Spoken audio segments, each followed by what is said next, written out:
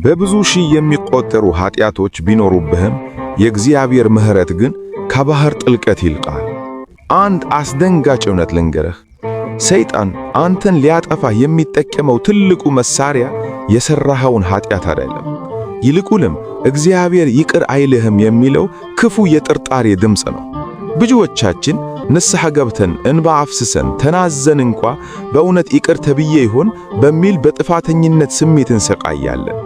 ነገር ግን ተወዳጆች፣ ንስሐችን ተቀባይነት ማግኘቱንና ሰማያዊው አባታችን በምሕረት እንደተቀበለን የምናውቅባቸው በቅዱሳት መጻሕፍት የተረጋገጡ ግልጽ ምልክቶችም አሉ። አሁን በነፍሱ ውስጥ ለሚመላለሰው ጥያቄ አምላካዊ ምላሽ የምታገኝበት ሰዓት ነው። ነፍሳችን ወደዛ ሰላም የምትገባበትን መንገድንም በግልጽ ትመለከታለች። አንዳንዴ ፈጣሪዬ ሆይ ይቅር በለኝ ብለን ጸልየን ንስሐ ገብተን፣ ሆኖም ግን ያ የድሮው በደላችን እንደ ጥላ ሆኖ ይከተለናል። ያ የጥፋተኝነት ስሜት በልባችን ማዕዘን ተቀምጦ በሰላም እንዳናረፍ ያደርገናል። እግዚአብሔር ይቅር ካለኝ ለምንድነው አሁንም እንዲህ ጸጸት የሚሰማኝ የሚለው ጥያቄ የብዙዎቻችን የውስጥ ጩኸት ነው። ነገር ግን እዚሁ ጋር አንድ ትልቅ ምስጢር ልንገራችሁ። መጽሐፍ ቅዱስና የቤተ ክርስቲያናችን አባቶች እንደሚያስተምሩን እግዚአብሔር ይቅር ሲለን ዝም ብሎ አይደለም የሚተወን። ይቅርታው በሕይወታችን ውስጥ የሚታዩ ግልጽ ፍሬዎች አሉት። ዛሬ በሕይወታችን ውስጥ የእግዚአብሔር የምሕረት እጅ እየሠራ መሆኑን የሚያሳዩ 5 ምልክቶችን አብረን እንመለከታለን።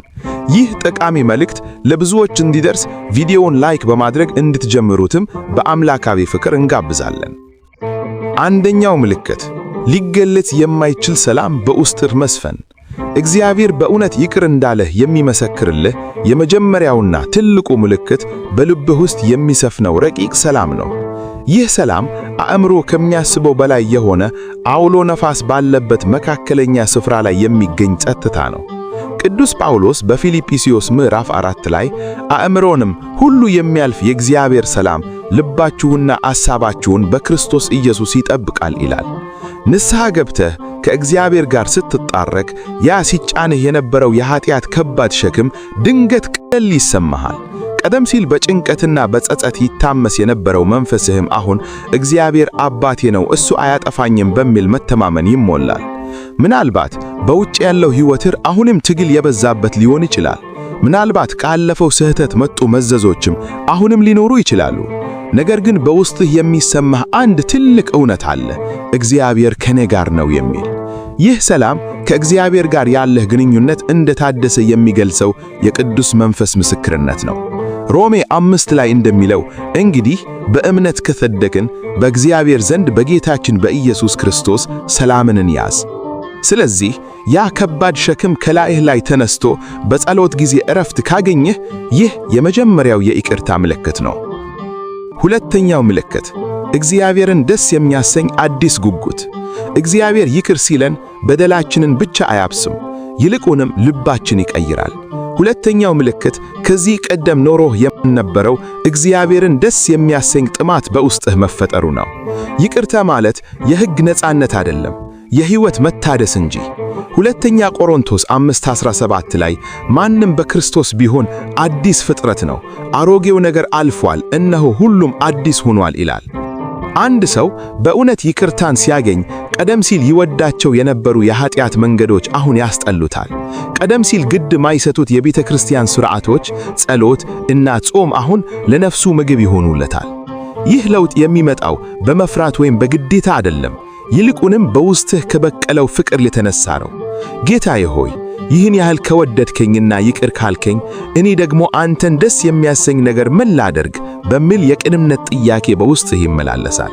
ምናልባት አሁንም ትፈተን ይሆናል፣ አሁንም ድክመቶች ይኖሩብሃል። ነገር ግን የልብህ ዝናቤ ተቀይሯል። ወደ ኃጢአት ሳይሆን ወደ ጽድቅ መሮጥ ትጀምራለህ። ይህ የአዲስ ሕይወት ጅማሬ እግዚአብሔር ባንተ ውስጥ መሆኑንና ይቅር እንዳልህ የሚያሳይ ትልቅ ማስረጃ ነው። ሦስተኛው ምልክት ለሌሎች ይቅር የማድረግ ጸጋ። እግዚአብሔር ይቅር እንዳልህ የምታውቅበት ሌላው አስደንጋጭ ምልክት አንተን በበደሉህ ሰዎች ላይ ያለህ አመለካከት መቀየሩ ነው። ይቅር ተባለ ልብ ይቅር ይላል። ኤፌሶን 4 ላይ እግዚአብሔርም ደግሞ በክርስቶስ ይቅር እንዳላችሁ ይቅር ተባበሉ ይላል። ጌታችን በአቡነ ዘበሰማያት እኛም የበደሉንን ይቅር እንደምንል በደላችንን ይቅር በለን ብለን እንድንጸልይ ያስተማረን ለዚህ ነው።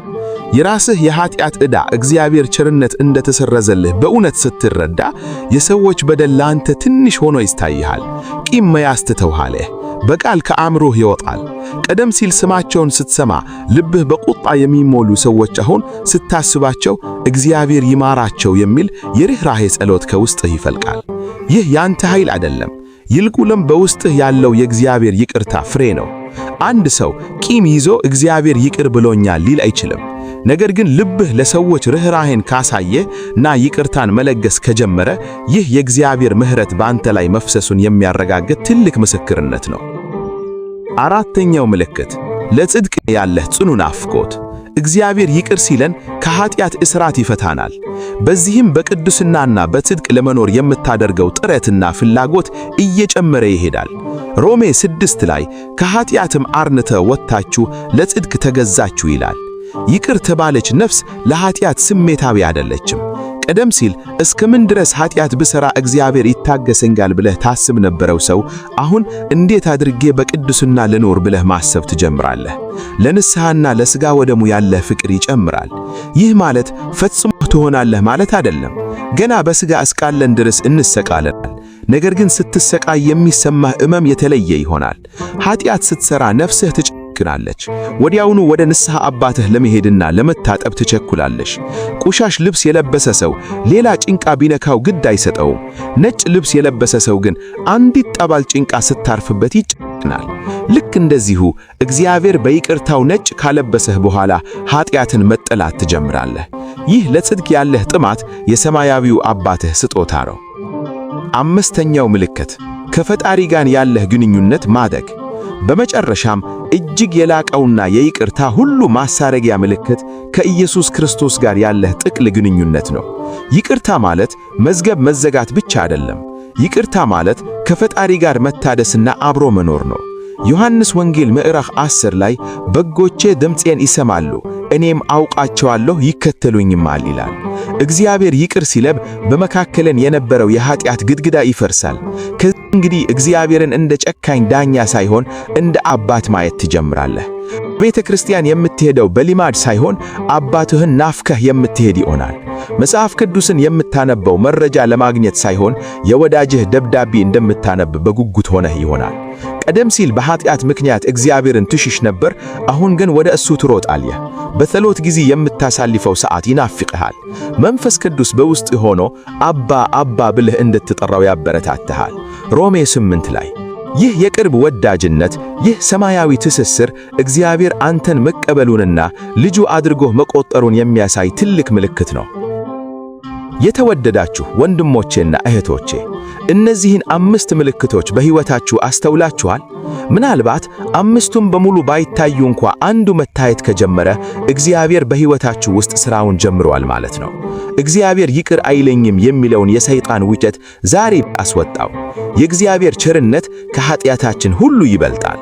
እግዚአብሔር ይቅር ይላል ብቻ ሳይሆን ነፍስን ያድሳል፣ ትናንትን ይረሳል፣ ዛሬን አዲስ ያደርጋል። ስለዚህ አሁኑ ነው ተነሳ፣ ወደ ንስሐ አባትህ ሂድ፣ በደልህን ተናዘዝ። ከዚያም በዚህ አዲስ የይቅርታ ብርሃን ውስጥ መመላለስ ጀምር። ልዑል እግዚአብሔር ሆይ ስለማይለካው ምሕረትህ አመሰግንሃለሁ። በኃጢአቴ ብዛት እንዳልጠፋው በፍቅርህ ግን እንደፈለግከኝ አምናለሁ። ጌታ ሆይ ከበደሌ ሁሉ እጠበኝ፣ ከአለፈው ጥፋተኝነት ስሜት ነፃ አውጣኝ። ልቤን በአዲስ ፍቅርና በሰላም ሙላው። ከአንተ ጋር የምኖርበትን ቅዱስ ሕይወት ስጠኝ። አምላካችን እግዚአብሔር ሆይ የባሕርን ጥልቀት የምታይ የሰውንም ልብ ኩላሊት የምትመረምር አንተ ነህና እንደ በደላችን ሳይሆን እንደ ቸርነትህ ብዛት ተመልከተን። የሠራነውን ኃጢአት ሁሉ በከበረ ደምህ እጠብ። የሰጠኸንን የይቅርታ ሰላም በውስጣችን አጽናን። በቀሪው ዘመናችንም በአንተ ቤት ተተክለን በፍቅርህ ስር ሰደን ለስምህ አጠራር ክብር እንድንኖር ቅዱስ መንፈስህ ይርዳን። ይህ ጠቃሚ ቪዲዮ ለሌሎች ወንድምና እህቶቻችሁ መጽናኛ ይሆን ዘንድ ሼር አድርጉት። አሜን አድነኝ በማለት በኮሜንት ላይ ምስክርነታችሁን አስፍሩ። እግዚአብሔር በቸርነቱ ይጠብቃችሁ። ምስጋና ይሁን አንድ አምላክ ለሚሆን ለአብ ለወልድ ለመንፈስ ቅዱስ ዛሬም ዘውትርም ለዘላለሙም አሜን።